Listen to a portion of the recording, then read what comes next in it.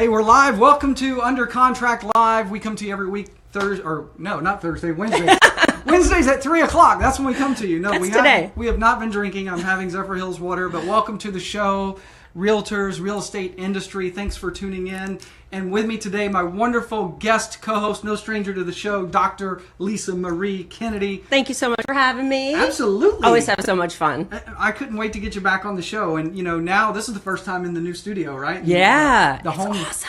And we're at the house, really. The studio's in the house, so we get to just, kind of cool out after the show. So it's a cool thing. So, yeah. In fact, we're going to get some, I think, if we can talk Robbie, our producer, into it, we'll get some additional footage that we can use for some other things before you go today. But okay, awesome. So hey, thanks for tuning in. What we're talking about today are commissions, right? As real estate agents, oftentimes our commissions are the subject of negotiations. We're competing with others, right? Yep. For market share and whatnot. And sometimes you may run into a buyer or seller that maybe you're trying to get a listing and someone else has already dropped their commission. So we'll talk about, how to kind of overcome that. But before we get into today's topic, Lisa, I did a post earlier kind of talking on Facebook Live, kind of talking about, how in sales, half the battle is showing up. And as real estate agents, we have to get up each day and kind of create our own business. And, you're good at that. I mean, you're motivating a lot of people on Facebook, including me. Thank you. Because I check out your post every day. You're very active. Thank and you. You mentor a lot of people. You're inspiring. So tell me, and really tell the viewers, like what really gets you going, like to get up every day and kind of make it all happen? Yeah. It's a great question. And I think a lot of people sometimes have that problem. And for me, I can say that it's definitely my why, what I want to do for my children, what I want them to have for the future. I'm a role model for them. I can't be laying in bed till 7, 8 o'clock in the morning if I want them to get up and be motivated. So I have to be, a role model for them first and foremost. And honestly, you just get more stuff done when you get up earlier. You just get when you have that feeling of I've already gotten 5 things on my goal list completed and it's 7 o'clock, you've already accomplished way more than half of the people in your town by that point. Yeah. And you kind of brought up something interesting. You talked about being a role model for your kids, and I think that that applies not only at home, but I think it also applies at the office. Like, I mean, if you're in a leadership role, I say that everybody's, because sometimes we talk about, this company needs training, or we need more training in this area. But I think that we're actually, no matter what company you're with, I think you're training every day. It's just, are you training on nothing or are you training on something? You know what I mean? Yeah. Like if you stay in bed in the morning and your kids see that every day, they're never going to know to get up out of bed and get things done, right? That's exactly right. And I'm glad we're talking about this, because at the Serial Sales Pro Boot Camp, we focused on that a lot. We focused on, when you're selling, you have to keep going back to your why, because that is what is going to drive you when you have to do things that you don't want to do.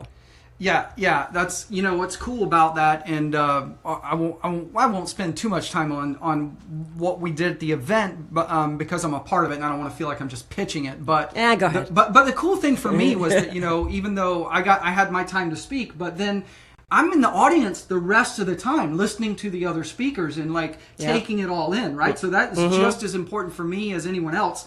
And yeah, you're right. We take those things away from there. It was so cool. Yeah. But so, what are you doing? How are you getting up in the morning and getting it done? I mean, if you're a real estate agent, what motivates you? Go ahead and chime in on Facebook. By the way, make sure that you like and share the show. We're going to take a quick commercial break here in just a moment so that I can obviously get this backdrop of mine. I'm responsible for that, by the way, not my producer. I've got my laptop here up way too late and last minute, of course, and trying to get that image up for you guys. But make sure that right after this quick commercial that you're tuning in, because today we really are talking about something that's very near and dear to our hearts. It's our money, right? It's our livelihood. So that's right. We're going to talk about some ways that, some things that come up when it comes to negotiating commissions. Yeah, so definitely put your comments, questions into the chat at the bottom, because we're going to address those. And let's go to a commercial. Yeah, we'll be right back.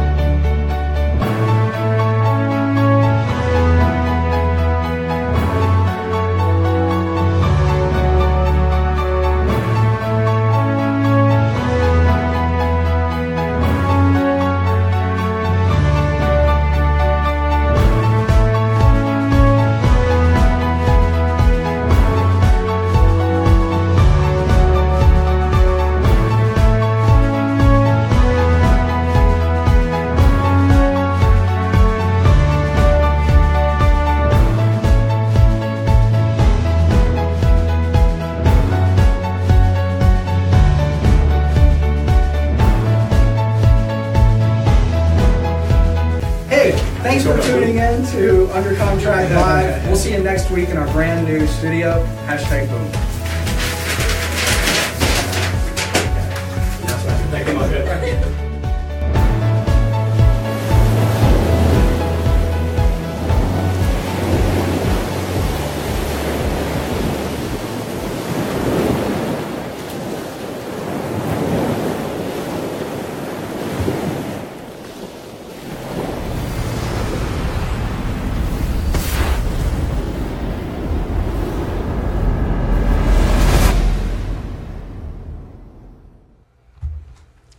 We're back. And we're back. And I'm still messing around with this computer, so I'm probably going to give it up and just let that screen go the way that it goes. I don't know. It's all good.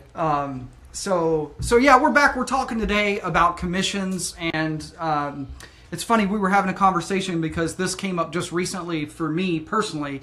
You know, we went to, and I say we because my wife, obviously Dina, is in the business with me, and we had a listing, and it was a friend of mine, so I can say that I had a little bit of an edge, right? A little influence, yeah. But there were also his neighbor, his next door neighbor was a realtor and has been for a while. And then there was another neighbor in the neighborhood of the actual listing, because he had two different homes.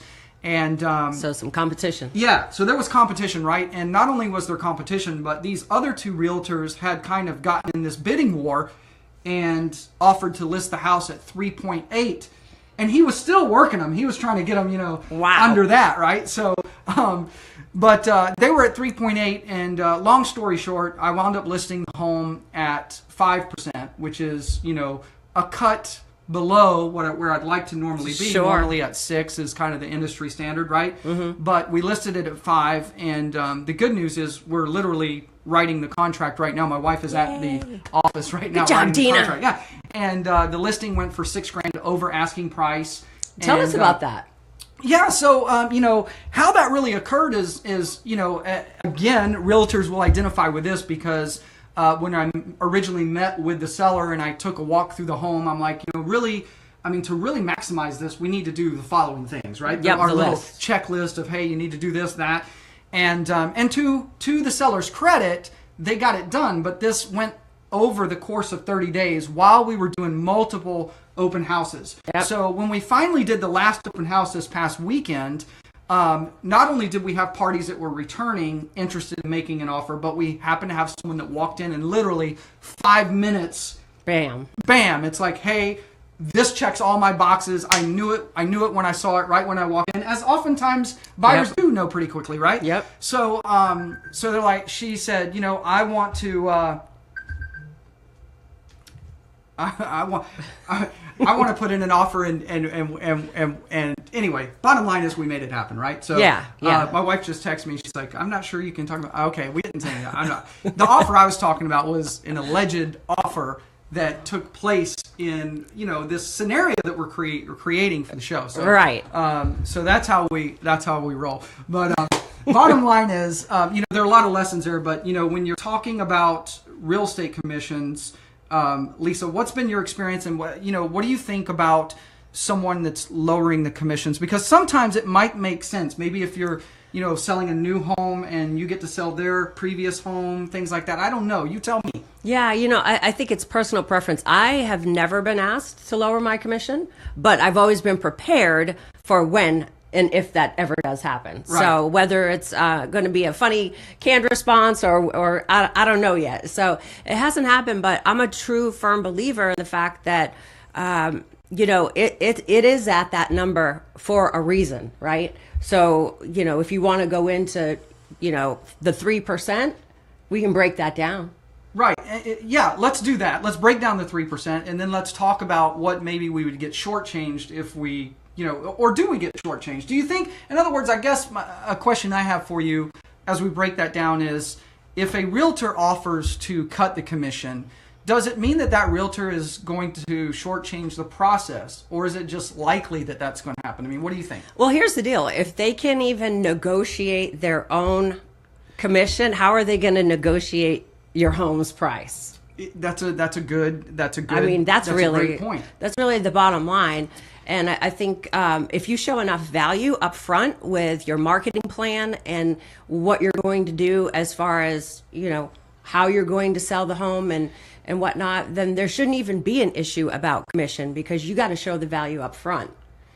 Yeah, and I think that, I think that we have to be ready. Like if we go, like you mentioned before, that no one has really kind of tried to break down your commission or ask for lesser commission. So you've been very fortunate. Sure. But we kind of have to be prepared. If we're going to go on a listing, we have to kind of have that as one of our tools to really overcome that objection if that comes up. Yep. So I'm curious. I want to read a couple of the Facebook comments if I can get to them, because I actually posted the question prior to the show, because obviously when we go live at 3 o'clock, realtors are working throughout the day and it's hard for all of them to tune in. That's why we'll have a lot of views as the night goes on.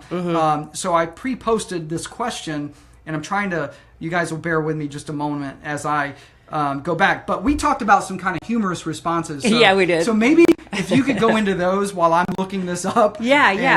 And we'll kind of hear with those because they're kind of interesting. Yeah. Well, the funniest one actually is, hey, Mr. Realtor, would you lower your commission? Hell no. That was the number one, right? Hell to the no. So here's another one. That's certainly an interesting request. How would you feel if I asked you for part of your paycheck? Okay, all right. So that's the one that kind of struck a nerve with me. So read that again. Okay. Now you're saying this to this seller, the potential seller, while you're at the listing appointment. Yeah. Go ahead. And you're probably not dealing necessarily with you, but this yeah. whoever's and you're statement. dealing probably with some competition, right? And yes. That he's probably asked other agents. So that's certainly an interesting request. How would you feel if I asked you for part of your paycheck? Wow. Now, see, I don't know if I could say that. Well, it's a little ballsy, yeah. I mean, you really have to. I don't know. I think you have to deliver that. I can't imagine sitting across from the client saying that. I mean, I could say that, but I would deliver it a little bit differently. I don't think I would say it exactly the way it was said there. Yeah, you might switch some I mean? words around, but the point is basically, you want to get your point across somehow that's essentially what's happening. Yes, they do have to understand that. That's for sure. So I'm going to read a couple of comments here that were posted on social media about this particular question. These came directly from the post where we asked the question about for the show today. And Krista Landis sells homes. She's awesome. Anyway, she says, for me, it depends on the situation. I'm a softie at heart. Shh, don't tell anyone. Don't worry, Krista. We're not going to say a word. We won't say a word. But depending on the person's situation, I'm willing to consider it if they ask. Ooh, that's kind of opening the door there. I don't know. I mean, she's not suggesting to them, but I think that if they ask, she might be willing to do something like that. Now, I would be curious to know what the situation would be, like what scenario. Well, okay, so here's a scenario. When I was selling new homes, working for the builder, we oftentimes had realtors come in, and there were certain realtors that were known for like trade-in programs, they called them, or whatnot, or free upgrades, like where. Hey, if I get to list your home that you're currently in and you're wanting to buy a brand new home from the builder, let me represent you with the builder because they're going to pay me a commission. It's not going to cost you anything, right? Sure, because they're going to pay me. Yep. And then what I'll do, since I'm selling your home and that's where I'm making my commission, when I get paid from the builder at closing, I'll give you back some money towards closing costs, different things, expenses, things like that. Sure. So in that case, I kind of get it. I understand because you're getting the benefit of not only really a full commission on the home that they're selling, but also typically probably about half of what you're going to make on the new home too. Sure. So it's kind of a win-win in a situation. So I would say that that's an area that maybe I could find logic in. Okay. Matt, let me see if I spell this right or say that right. Corson. Matt Corson.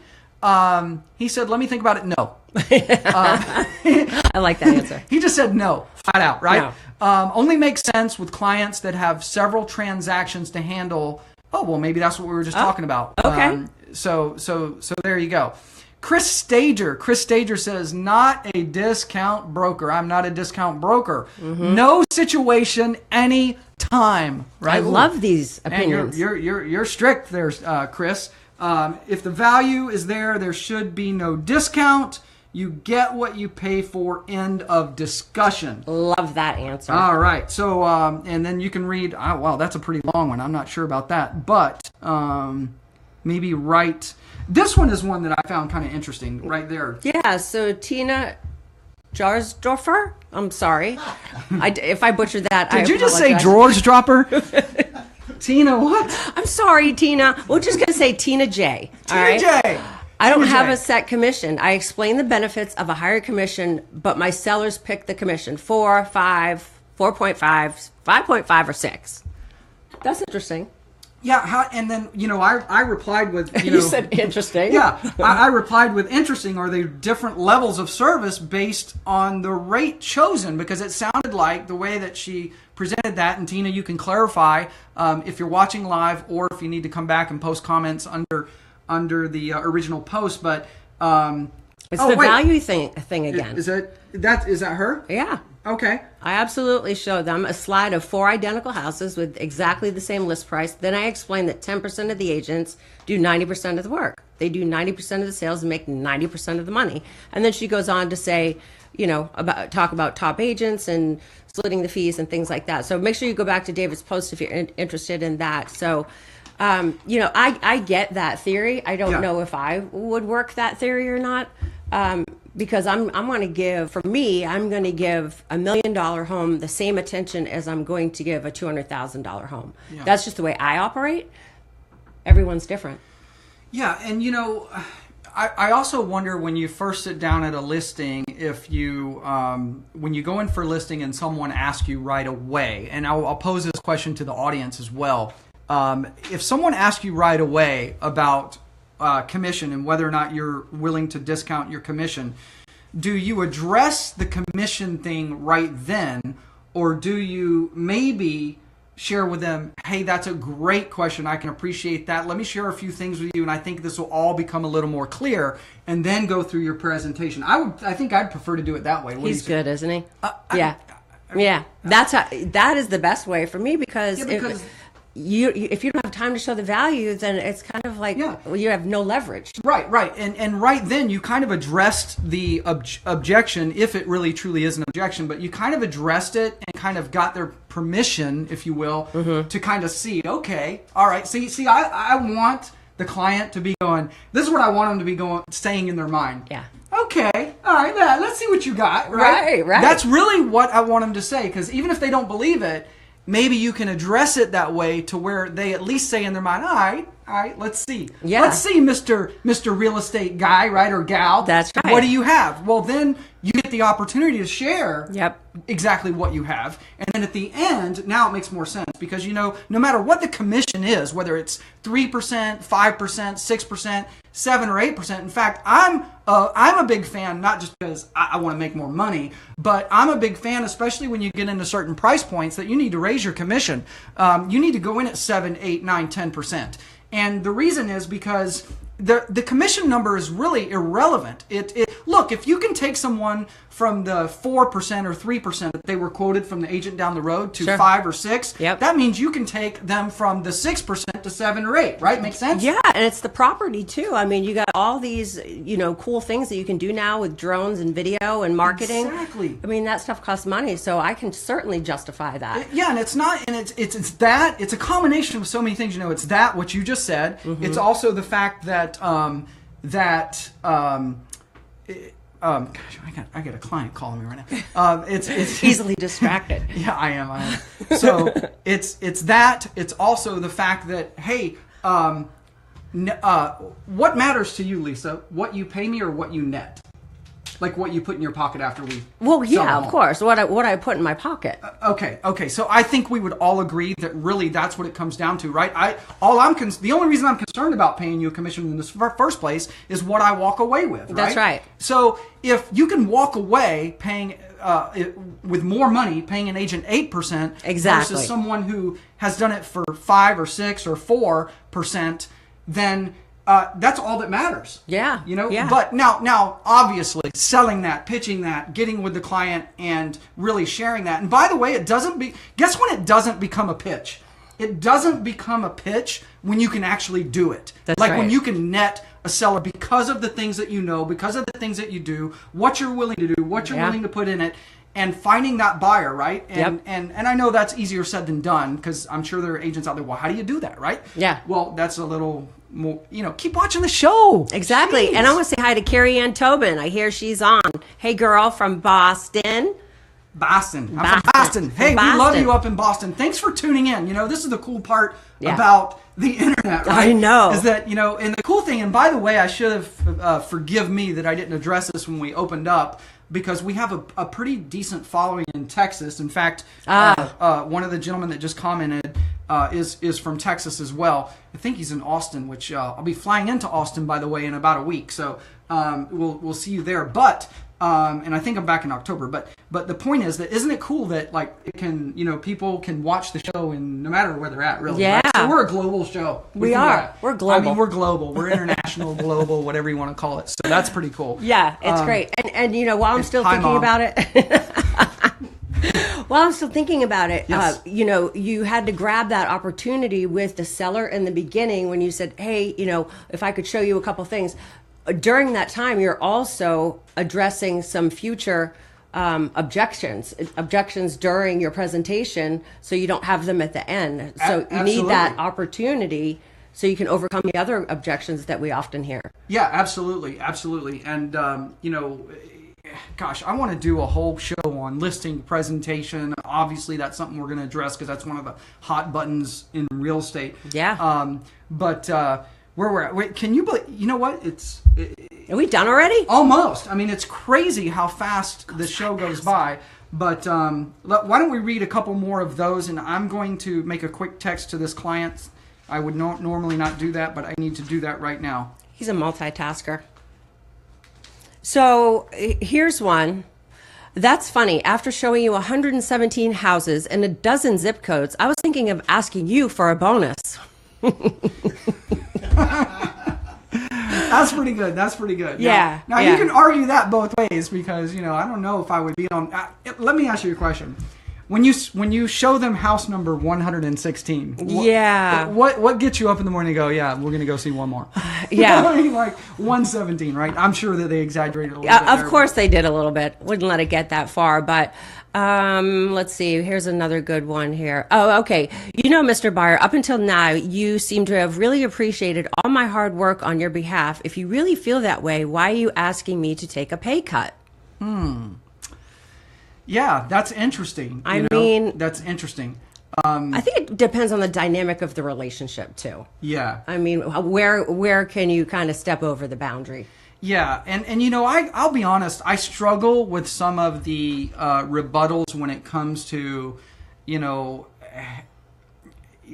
when we actually start getting into what I'm taking away or cutting, me suggesting that, hey, you shouldn't cut my pay, that type of thing. I don't know. I feel really weird about that, but I still believe that there's another way around that, where you're talking about. I think a good thing to do is to talk about the plans, the marketing plan, the expenses, the time that will go into it, the energy. You have to. The based on the CMAs and the market reports, the estimated time at the pricing we've agreed upon, it will take us to a certain, okay, we can calculate based on the data, for example, that this house, if we priced it at this price point, if we go by the CMA report, it should be 90 days roughly if we base it at this price point. And then of course, obviously you can go up or down on the price. That's going to affect how quickly it sells, typically in most cases.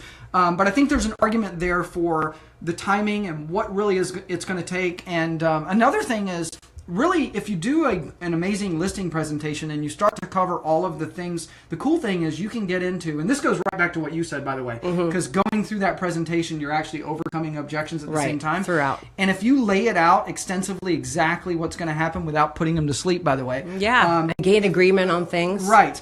And you spell out, they begin to see, this picture begins to kind of come in their mind, wait a second, wow, there's a lot to that. There's a lot more to this. There's a Right. lot more to that. And, not only do they kind of now see the value, there's almost a relief that they don't have to do all of that, right? Yeah, And, that's a good but point. now you're building a lot of value and overcoming those objections at the same time. Yeah. So lastly, we have 3-4 minutes left.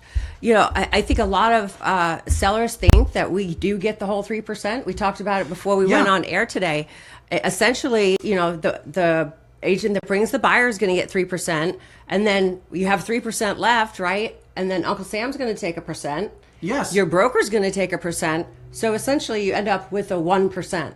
Yeah, and that doesn't include all of your time and Marketing things and that driving. You're staying up at night trying to figure out how to make this happen for not only them but for your business and all of that stuff. And another thing, something that came up when I discussed the situation I was in is that if a realtor is going to accept a listing at 3% or whatever the case may be, then you can just about bet that they're banking on the fact that they are going to sell it, right? Sure. And they may not be listing it, that commission in the MLS, because what are you going to pay another agent? And then even if you say, let's say I agree to sell the house at 3.5%, and I put on the MLS that I'm going to pay 2%. Well, if there's another home, right, I'm not going to want to show that house. right? You're not only are you going to not want to show that house, but I would argue that it's even unethical. It's unethical because of what you just put your client in that position where now other realtors aren't going to show their home. Yeah, it's been blacklisted pretty much. Yeah, which is crazy. And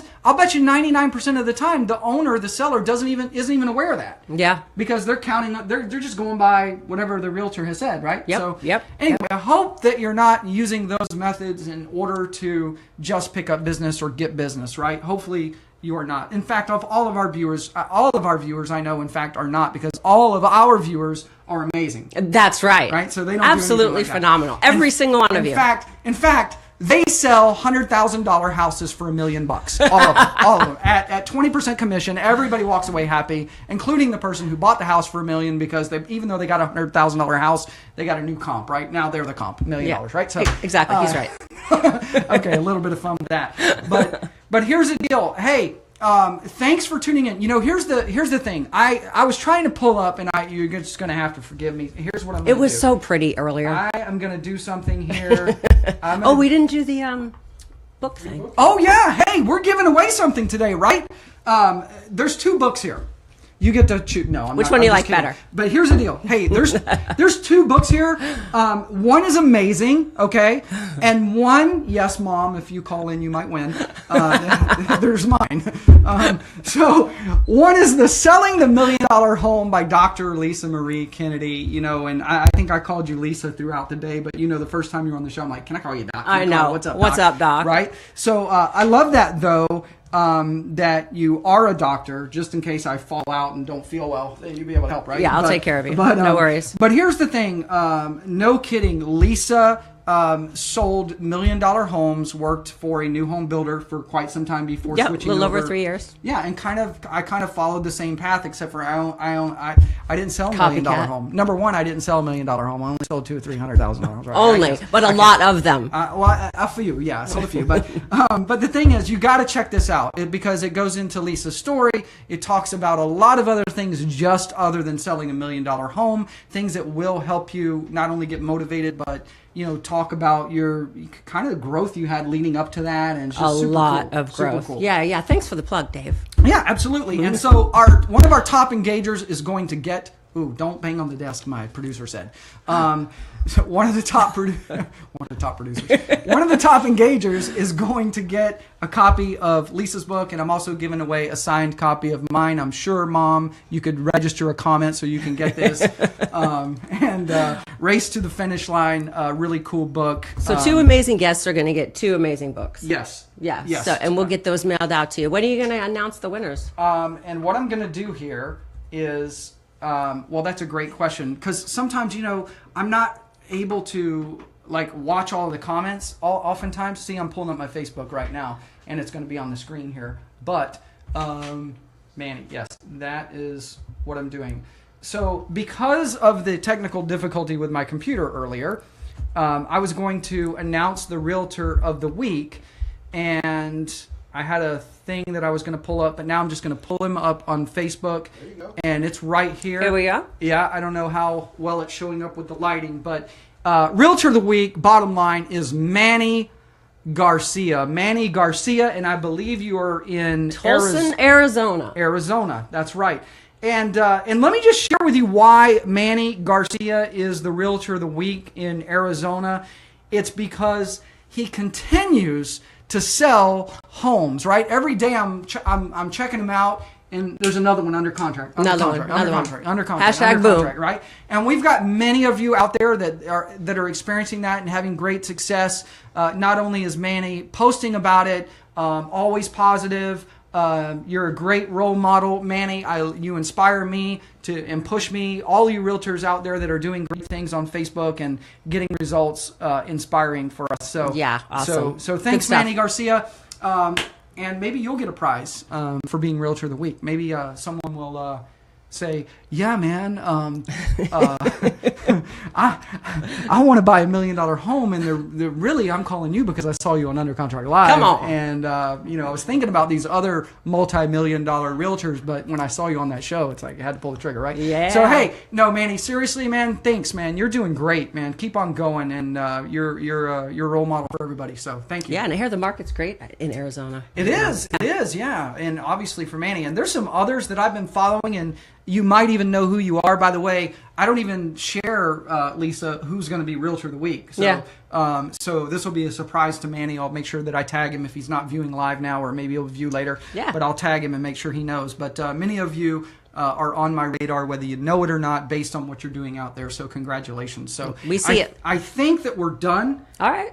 It's what? Oh, by the way, tell us, Squirrel. Tell us what's next in your world. In the next maybe few weeks, few months. Any events, anything that's kind of hot on your mind you'd want to talk about, share with viewers as we go forward. I'm just really, I'm really focused on calling for sale by owners.